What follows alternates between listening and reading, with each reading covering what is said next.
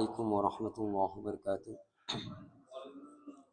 إلى حضرة النبي المصطفى سيدنا محمد صلى الله عليه وسلم وأزواجه وذريته وأهل بيته لهم الفاتحة. أعوذ بالله من الشيطان الرجيم. بسم الله الرحمن الرحيم. الحمد لله رب العالمين الرحمن الرحيم مالك يوم الدين. إياك نعبد وإياك نستعين. اهدنا الصراط المستقيم صراط الذين أنعمت عليهم غير المغضوب عليهم ولا الضالين آمين. ثم لإخوانه من الأنبياء والمرسلين والأولياء والشهداء والصالحين والعلماء العاملين والمصنفين المخلصين وجميع الملائكة المقربين خصوصا الشيخ عبد القادر الجيلاني وأئمة الأربعة وأولياء السنة في الأصول وفروعه في أصول وفروعه أبو حداد أصولي أبو حميد الغزالي أصولي الشيخ جنيد البغدادي أصولي الشيخ أحمد الرفاعي أصولي شيخ ابن عربي وأصولي الشيخ الدين الرومي قدس الله سره ونور داره وعلي درجاتهم لهم الفاتحة. أعوذ بالله من الشيطان الرجيم. بسم الله الرحمن الرحيم. الحمد لله رب العالمين الرحمن الرحيم مالك يوم الدين. إياك نعبد وإياك نستعين. اهدنا الصراط المستقيم صراط الذين أنعمت عليهم غير المغضوب عليهم ولا الضالين آمين. وإلى حضرة عبد السلام المسيسي وإلى حضرة شيخ أبو حسن السنسيني وإلى حضرة شيخ أبو أبس المرسي شيخ عبد العطية الأسكندري وإلى حضرة ابن عجيب من الشرقاوي وإلى حضرة كيتمك أحمد الصنديق أبوي السيد محمد الأوي المن والشيخ وربي روحي الشيخ محمد السني قدس الله سرهم ونور دارهم ويعلي درجاتهم لهم الفاتحة. أعوذ بالله من الشيطان الرجيم. بسم الله الرحمن الرحيم. الحمد لله رب العالمين الرحمن الرحيم مالك يوم الدين. إياك نعبد وإياك نستعين. اهدنا الصراط المستقيم صراط الذين أنعمت عليهم غير المغضوب عليهم ولا الضالين آمين.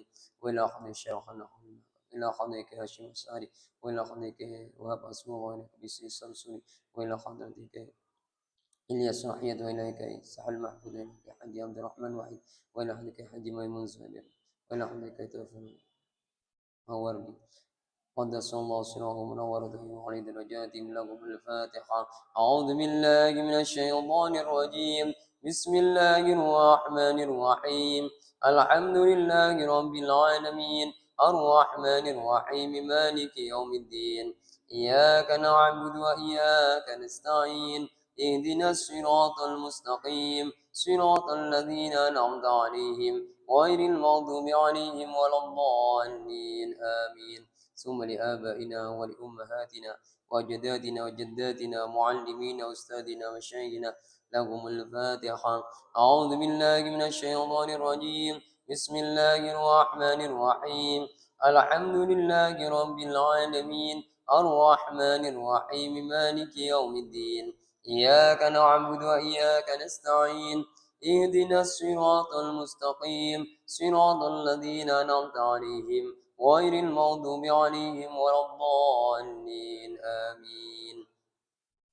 يا أرحم الراحمين يا أرحم الراحمين يا أرحم الراحمين فرج على المسلمين يا أرحم الراحمين يا أرحم الراحمين يا أرحم الراحمين فرج على المسلمين يا ربنا يا كريم يا ربنا يا رحيم أنت الجواد الحليم وأنت نعم المعين يا أرحم الراحمين يا أرحم الراحمين يا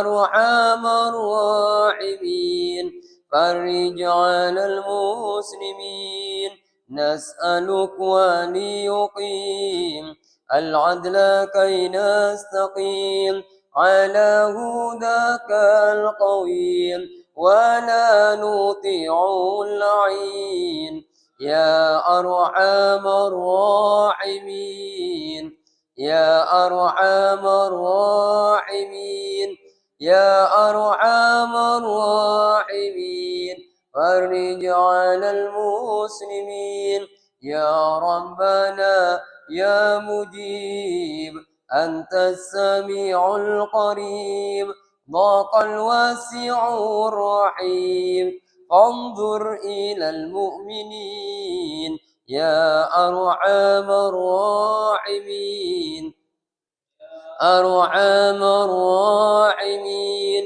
يا أرحم الراحمين فرج على المسلمين بجاه طه الرسول جد ربنا بالقبول وهب لنا كل سول رب استجب لي أمين يا أرحم الراحمين يا أرحم الراحمين يا أرحم الراحمين فرج على المسلمين واغفر لكل الذنوب واستر لكل العيوب واكشف لكل الكروب واكفي أذى المؤذين يا أرحم يا أرحم الراحمين يا أرحم الراحمين فرج على المسلمين وختم بأحسن ختام إذا دنا الانصرام وحان حين الحمام وزاد رشه الجبين يا أرحم الراحمين يا أرحم الراحمين يا أرحم الراحمين فرج على المسلمين ثم الصلاة والسلام على شفيع الأنام والآل نعم الكرام والصحب والتابعين يا أرحم الراحمين يا أرحم الراحمين يا أرحم الراحمين فرج على المسلمين الفاتحة.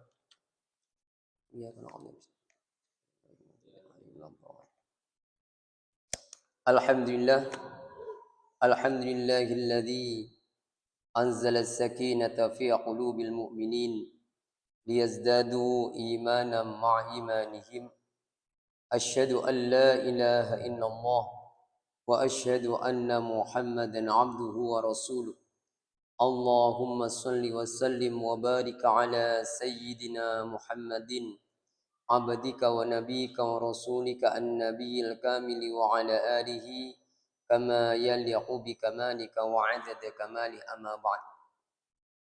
Alhamdulillah, segala puji bagi Allah yang telah memberikan rahmat, hidayah serta taufiknya kepada kita.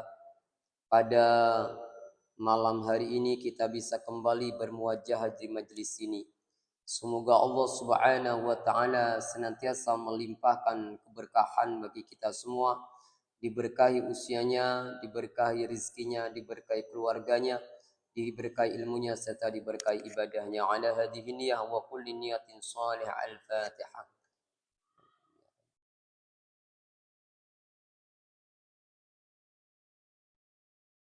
Alhamdulillah, pada malam hari ini kita bisa kembali melanjutkan kajian kitab Al-Hikam yang sampai malam ini kita sudah ada di kalam hikmah yang ke-27.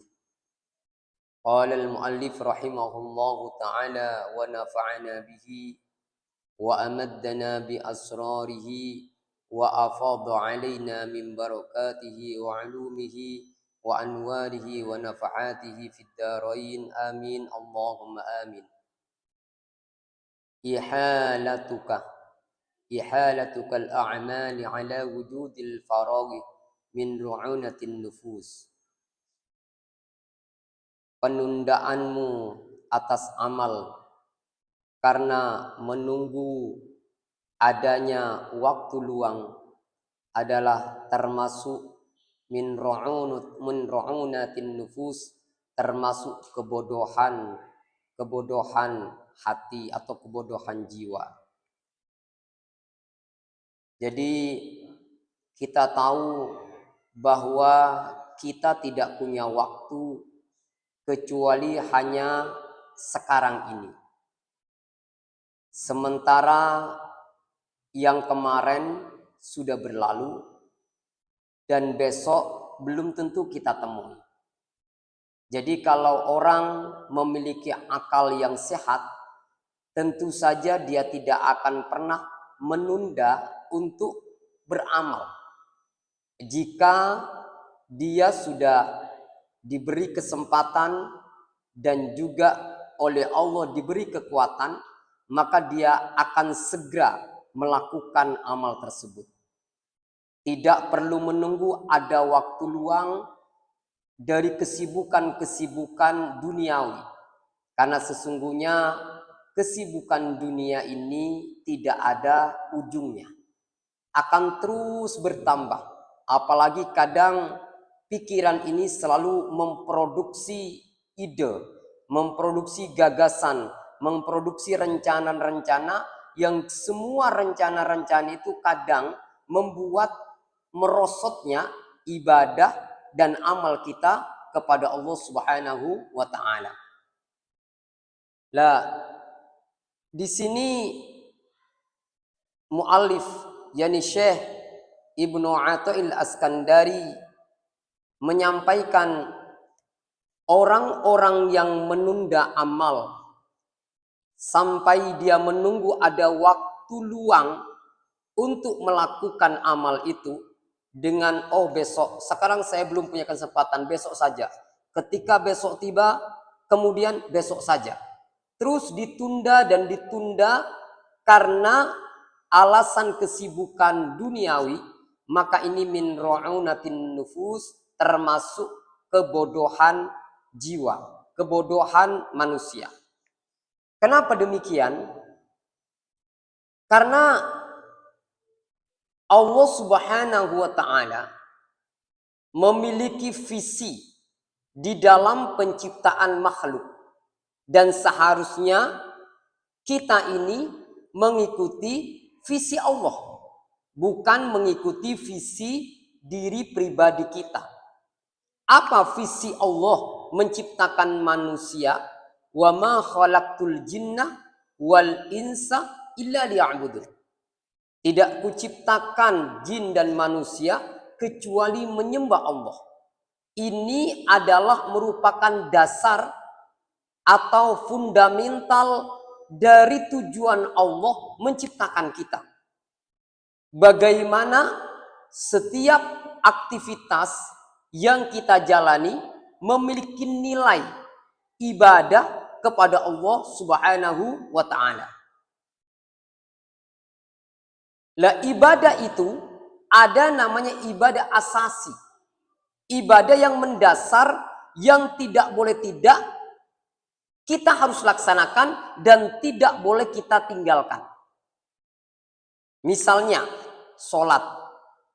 Sholat ini adalah merupakan kewajiban asasi yang melekat kepada hamba Allah. Jika kemudian ada orang dengan alasan kesibukan yang sangat padat sehingga dia tidak punya kesempatan beribadah kepada Allah Subhanahu wa taala, maka ini adalah merupakan tanda kebodohan. Kenapa demikian? Karena dia tidak tahu bahwa sesungguhnya misi dia diciptakan oleh Allah tidak ada lain kecuali beribadah.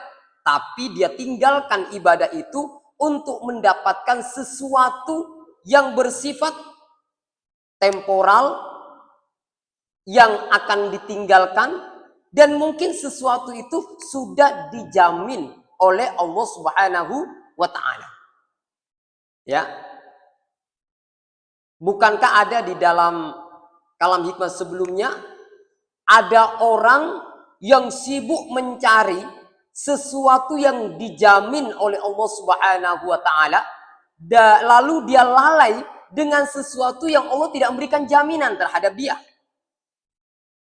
Misalnya, Allah telah menjamin rizkinya. Dia sibuk dari waktu ke waktu mencari rizki. Sampai dia lupa pada hal yang Allah tidak menjamin. Apa? Kehidupan di akhirat. Apakah dia masuk surga? Apakah dia nanti bisa berjumpa dengan Allah? Sementara modal kita untuk bisa ke surga itu ala bekalnya adalah amal soleh. Jadi tidak mungkin orang itu bisa sampai ke surga tanpa amal. Meskipun kita tidak bergantung kepada amal. Tapi rasanya nggak mungkin orang tidak memiliki amal. Semuanya amal keburukan misalnya. Lalu kemudian dia bermimpi masuk surga. Ya. Jadi disinilah ketika kita sudah diberi kemampuan oleh Allah Subhanahu wa Ta'ala, maka kita segera bersiap melakukan apa yang diperintahkan oleh Allah Subhanahu wa Ta'ala tanpa menunda. Tetapi kalau kita menunda, maka akan berkurang keberkahan dalam hidup kita. Misalnya ada orang dulu itu dia kaya, dia sudah menyimpan uang untuk persiapan berangkat haji bersama istrinya. Lalu kemudian tiba-tiba ada orang yang menawarkan rumahnya dengan harga yang miring. Maka kemudian dia pikir, bukan enak ya kalau simpanan kita di bank yang rencana kita buat untuk haji itu kita belikan rumah. Nanti kan rumah ini bisa dijual, nanti kita bisa berangkat haji. Gitu ya. Jadi uang yang sedianya itu digunakan untuk berangkat haji, kemudian diputuskan untuk digeser buat beli rumah.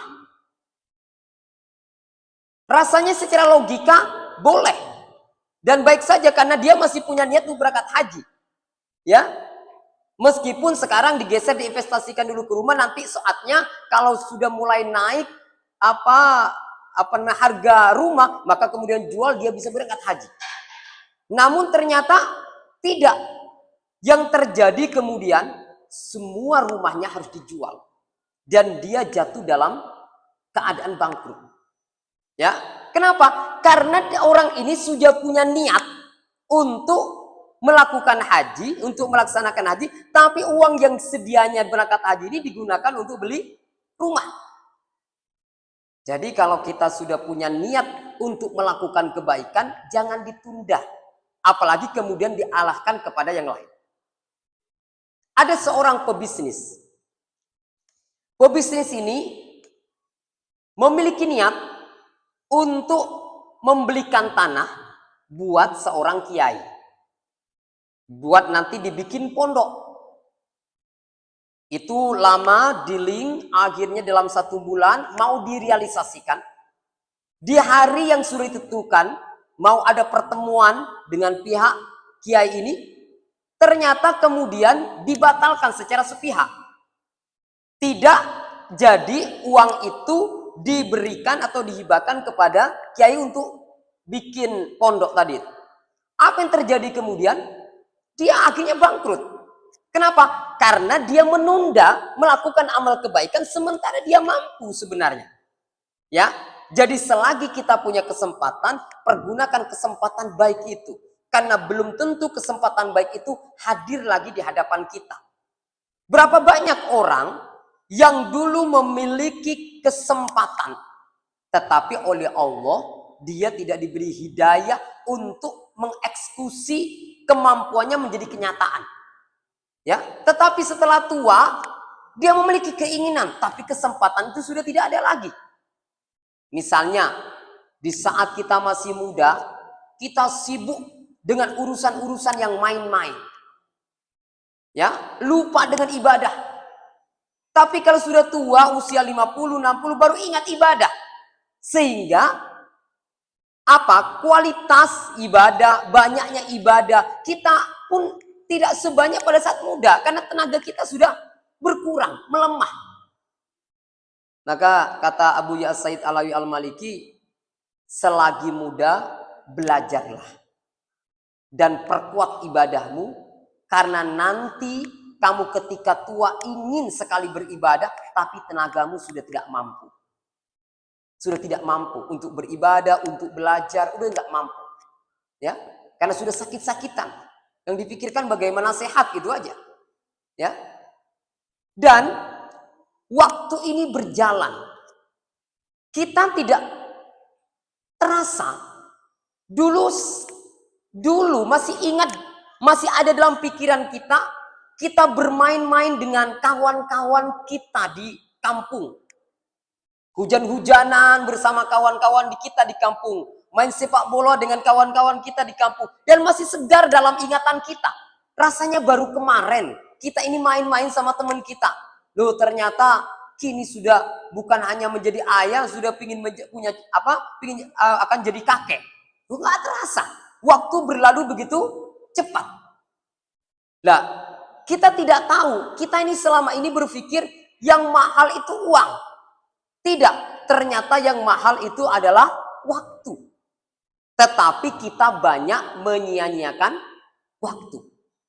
Menyia-nyiakan waktu.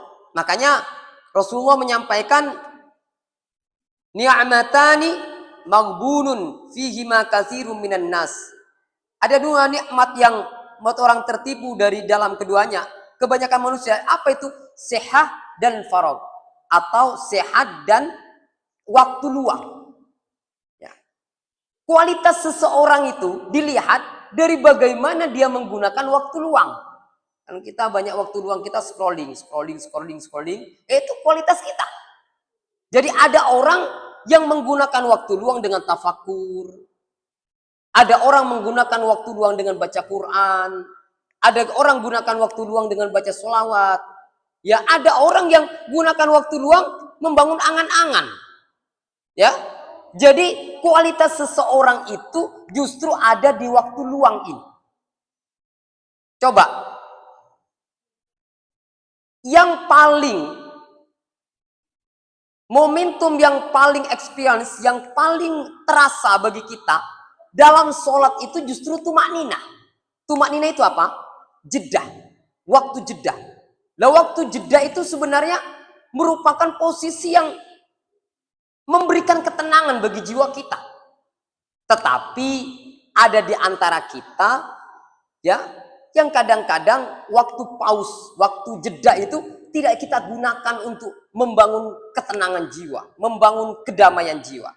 Nah, sekarang disebutkan di dalam hadis Rasulullah, ala wa inna min alamatil aqli. Ingatlah, sesungguhnya termasuk tanda-tanda orang berakal.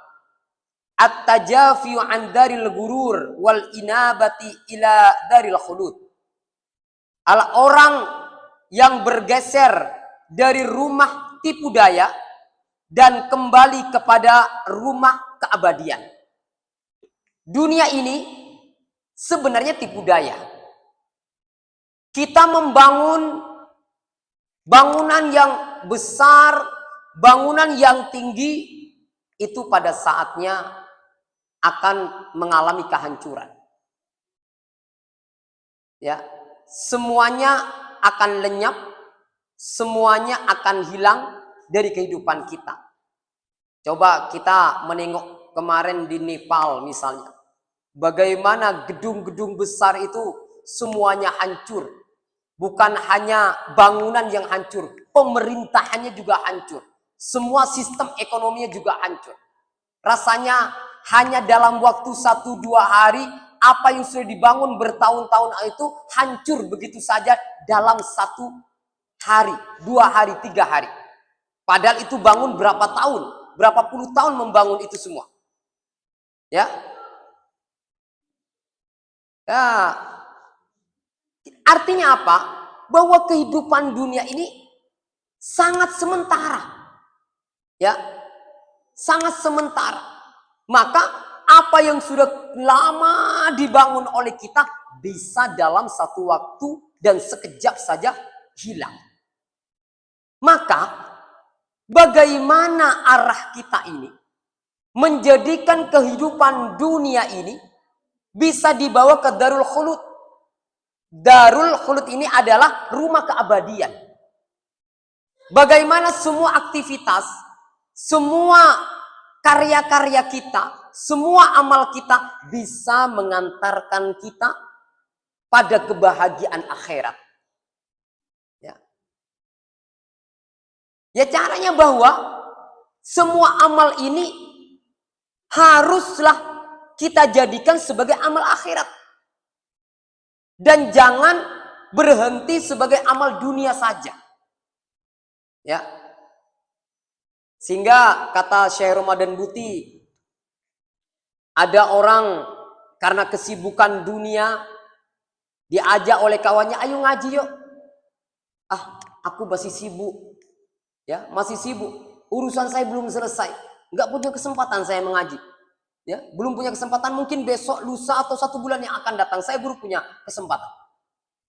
Seolah-olah lebih penting bisnis ini ketimbang ngaji. Atau diajak kawannya, ayo pergi tahlilan, ya, silaturahim, zikir. Nggak, saya masih sibuk. Banyak proyek yang belum selesai, saya banyak pikiran ini. Ya, seolah-olah baru selesai mikir dia nanti bisa ikut ngaji, ikut tahlil, ikut zikir jama'i. Itu setelah dia sudah hilang kesibukan. Dikira kesibukan itu tidak ada, akan selalu sibuk kita ini. Dan kalau kita kemudian menunda, itu menumpuk. Ya, menumpuk amal yang tidak bisa kita lakukan itu. Misalnya saya itu punya wirid gitu ya. Wirid harian. Kalau misalnya saya tidak melakukan wirid harian hari ini, itu berarti saya menunda, maka saya harus merapel dengan wirid besok hari. Sehingga yang seharusnya saya hanya membaca 2 lembar, maka besok hari saya harus membaca 4 lembar. Kalau misalnya besok saya juga tidak lagi wirid, berarti harus ada 6 lembar yang harus saya baca. Jadi kalau ditunda, maka makin menumpuk. Dan bukan hanya itu, ketika satu bergeser, maka yang lain akan bergeser. Akan bergeser. Kan itu kan seperti skidul, jadwal. Kalau ini sudah selesai, nanti baru kemudian yang lain. Baru kemudian yang lain terus. Kalau ini belum selesai, yang ini juga nggak akan selesai. Ya, kenapa? Ini efek dari menunda. Ya, menunda amal. Makanya kita harus sadari bahwa kita ini hanya sebentar, hanya sekejap, dan jangan kita berpikir aku akan melakukan besok, tapi lakukan sekarang. Apa yang disampaikan oleh Al-Quran? Ma turidu, ma tadri, maza taksibu goda. Engkau dirimu tidak tahu apa yang akan engkau lakukan besok. Ma tadri bi ayyi ardin tamut. Dan engkau tidak tahu di bumi mana kalian akan mati. Kita tidak pernah tahu apa besok yang kita lakukan. Mungkin kita punya rencana-rencana, belum tentu rencana itu terjadi besok. Karenanya, maka the real time, waktu yang sejati untuk kita lakukan adalah hari ini. Sekarang ini. Jika kita memang ingin baca Quran, udah baca Quran sekarang. Jika kita ingin baca sholawat, udah baca sholawat sekarang. Tidak perlu menunggu besok. Karena kita tidak pernah tahu apakah besok kita masih ada. Ya. Dan di sini Syekh Ibrahim menyampaikan orang-orang yang berakal itu menggunakan waktu yunaji fiha rabbahu. Dia menggunakan waktunya untuk bermunajat kepada Allah. Jadi orang yang punya akal, dia memiliki waktu untuk munajat kepada Allah. Artinya kita memiliki waktu yang kata Rasul, aku li waktun ma'allah. Aku punya waktu bersama Allah. Yang hanya bersama Allah saja. Misalnya di waktu tahajud itu tiba, kita sholat tahajud, kita munajat kepada Allah Subhanahu wa ta'ala. Dan orang-orang yang dicintai oleh Allah Subhanahu wa ta'ala akan diberi oleh Allah kenikmatan munajat ini. Kata Gus Bah, kenikmatan munajat itu lebih nikmat daripada makanan. Kenikmatan munajat itu lebih nikmat bahkan daripada hubungan seksual. Karena kenikmatan munajat itu akan dirasakan dampaknya berhari-hari ke dalam hati kita. Kenapa? Karena saat itu kita berbisik-bisik dengan Allah. Kita berdialog dengan Allah Subhanahu wa ta'ala. Maka kita sebagai orang yang beriman kepada Allah, tentu saja harus memiliki waktu untuk bersama Allah. Munajat kepada Allah. Ya. Munajat itu apa sih? Munajat itu bermesraan dengan Allah. Bukan meminta, memohon kepada Allah dalam bentuk materi, apa, surga, tidak. Tapi dia ingin selalu berdekat-dekatan dengan Allah. Menemukan kelezatan ketika dia ketika dia berdialog dengan Allah Subhanahu wa ta'ala. Ya. Yaitu yang kenikmatan munajat itu luar biasa. Jadi kita punya waktu malam mungkin hanya 10 menit atau 20 menit yang diisi hanya munajat kepada Allah, yang diisi dengan spirit syukur, bukan meminta kepada Allah, bersyukur kepada Allah, membangun kemesraan dengan Allah Subhanahu wa ta'ala. Kemudian yang kedua, kata Zaid Ibrahim, wasa'atun yuhasabu fiha nafsahu, dan dia memiliki waktu untuk memuhasabah diri. Ya, memuhasabah, menghitung-hitung, mengevaluasi diri. Ya, kita ini kalau di kantor itu ada evaluasi mingguan, ada evaluasi bulanan, ada evaluasi tahunan. Tapi kadang-kadang diri kita ini jarang mengevaluasi diri sendiri. Ya, kenapa? Bahkan kita ini nggak mau dievaluasi oleh orang lain. Orang ingin selalu menilai kita baik. Kalau ada orang menilai kita buruk, kadang kita resisten, tidak terima, ya kan?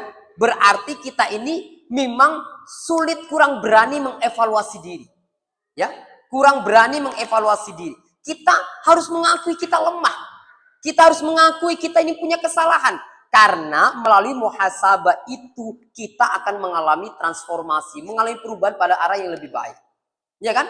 Kalau orang misalnya perusahaan tidak pernah melakukan evaluasi kinerja, ya tidak akan ada perbaikan kinerja. Kenapa? Karena tidak ada evaluasi. Dan kita ini juga harus evaluasi, muhasabah diri kita ini. Maka itu salah satunya kata Rasul, al-kayyis mandana nafsahu. Orang yang cerdas itu adalah orang yang bisa menilai, mengevaluasi dirinya. Rasulullah menyebutkan hasibu qabla an tuhasabu.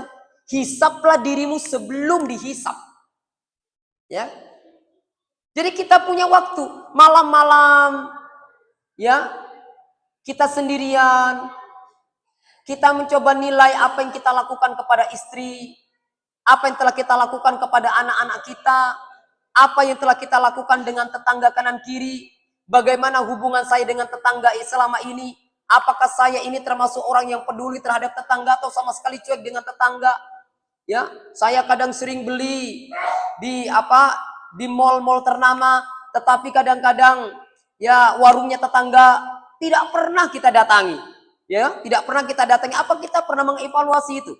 Ya, kita jarang ngopi di warungnya tetangga. Tapi kalau ngopi di kafe, Ya, kafe-kafe yang ternama, tapi di warungnya tetangga, warung kopinya tetangga tidak pernah kita datangi. Nah, kita ini termasuk orang yang peduli terhadap tetangga. Kita terus muhasabah. Bagaimana hubungan kita dengan sesama? Mungkin kita sudah kaya, sudah bagus, tapi hubungan kita dengan sesama bagaimana? Apakah mungkin kita sering menyakiti orang lain? Terus muhasabah diri kita. Karena kata Cak Nun, sesungguhnya tugas kita hanya mencari negatifnya. Kalau terus mencari negatif kita, maka yang tersisa adalah yang positif. Ya, mencari seperti dulu kalau di kampung itu beras itu kan kadang-kadang ada yang hitam-hitam itu. Ya, beras, makanya itu diambil yang hitam, fokus kepada yang hitam. Maka setelah hitam nggak ada, ya tinggal yang putih.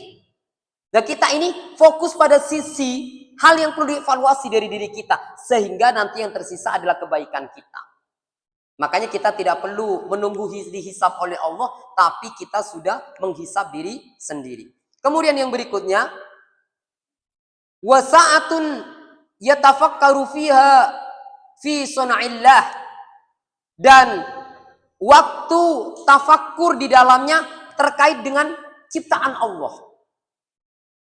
Kita tafakkur ciptaan Allah yang ditata dengan begitu rapi dan dibangun koordinasi, kolaborasi, sinergi yang begitu rapi dan terencana. Ini semua adalah merupakan rangkaian dari karya Allah Subhanahu wa taala. Kita lihat, biar kita ini tidak menganggap biasa saja. Semut misalnya. Semut itu kecil. Tapi bagaimana semut yang kecil itu bisa, di situ ada perutnya, di situ juga ada anusnya, di situ ada mulutnya. Rasanya nggak mungkin kita ini mampu untuk menciptakan semut. Meskipun itu semut yang kadang-kadang kita bakar, yang kadang-kadang kita mati, bunuh gitu kan. Tetapi menciptakan semut itu nggak bisa. Nah ini kalau kita, kata Imam Ali Karamallahu wajhah, orang yang sudah kasyaf, dia tidak perlu melihat mukjizat untuk menemukan keajaiban dari Allah. Cukup dengan melihat binatang ini saja, semut ini saja, dia sudah menemukan keajaiban, ya, kehebatan Allah Subhanahu wa taala. Ya, kita tafakur. Tafakur itu apa? Tafakur itu beda dengan berpikir. Tafakur itu adalah kita merenung untuk membuat kita kemudian sadar akan keagungan Allah, akan kebesaran Allah, akan kehebatan Allah. Jadi dengan tafakur membuat kita makin meningkat takarrub atau kedekatan kita dengan Allah Subhanahu wa taala. Dan ulama-ulama terdahulu itu lebih banyak waktunya untuk tafakur ketimbang apa? Ketimbang mungkin membaca. Kenapa? Karena tafakur itu adalah merupakan jalan tercepat menuju Allah. Bahkan Rasulullah menyampaikan tafakkarus sa'ah, tafakur sesaat lebih baik daripada ibadah 60 tahun. Ya. Ya. Kemudian berikutnya, wasa'atun yakhlu fiha bihajatihi minal mut'ami wal masyrab. Ya, dan waktu yang dia mencoba menyingkirkan dari kebutuhan makan dan minum. Jadi ada kalanya kita ini berpuasa, tidak memikirkan makan dan minum. Ya, berpuasa Senin Kamis, atau berpuasa Daud, atau berpuasa Abyad. Itu untuk apa? Ini adalah cara bagi kita untuk mempersiapkan hati, mempersiapkan kehidupan akhirat.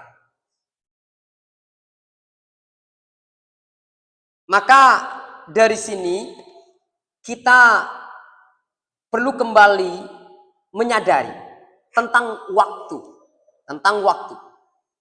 Karena sesungguhnya amal itu hanya ada di antara ruang dan waktu. Orang tidak bisa beramal di luar ruang dan waktu. Ya. Jadi manusia tidak bisa beramal di luar ruang dan waktu. Karena ada ruang dan waktu inilah maka manusia bisa beramal. Tetapi the real time, the real place itu mana? Bahwa tempat yang sebenarnya adalah di sini. Dan waktu yang sebenarnya adalah kini. Ya, waktu yang sebenarnya adalah kini. Jadi sebenarnya kita hanya bisa beramal saat ini dan di sini. Kita tidak bisa beramal di masa depan, juga kita tidak bisa beramal di masa lalu. Ya toh? Kita tidak bisa beramal di masa lalu. Jadi kita hanya bisa beramal di sini dan kini. Namun, berapa banyak orang dia tidak pernah hadir di kini dan di sini. Dia selalu memikirkan soal masa depan, soal besok, rencana-rencana yang hebat, sampai dia melupakan mutiara waktu dan mutiara tempat, yakni kini dan di sini. Makanya sesungguhnya orang kalau dia sudah berpikir kini dan di sini, maka dia akan lepas dari namanya kegalauan, lepas dari namanya kesedihan. Kenapa? Karena kesedihan itu apabila orang berpikir tentang masa lalu. Sementara orang cemas, orang khawatir, itu terkait dengan masa depan. Tetapi di kini, itu tidak ada cemas dan tidak ada sedih. Ya, dan kini ini adalah merupakan putra dari masa lalu, ya, dan merupakan induk dari masa depan. Maksudnya apa? Kalau kita kemarin baik, maka insya Allah hari ini pasti baik. Kalau kita hari ini melakukan kebaikan, maka pasti besok kita akan mendapatkan kebaikan. Karena itulah yang diajarkan oleh Al-Quran. In ahsantum li'anfusikum. Jika kalian melakukan kebaikan, maka kalian akan kebaikan itu untuk dirimu sendiri. Jadi bukan kebaikan untuk siapa-siapa. Itu kembali kepada dirimu sendiri. Makanya para sufi itu adalah Ibnul Waqt atau putra sang waktu. Putra sang waktu, dia selalu berpikir kini dan di sini. Dan inilah rahasia khusyuk. Inilah rahasia hudur. Orang khusyuk itu tidak memikirkan masa depan juga tidak masa lalu. Yang ada ya kini ini. Kini yang terus berjalan ini.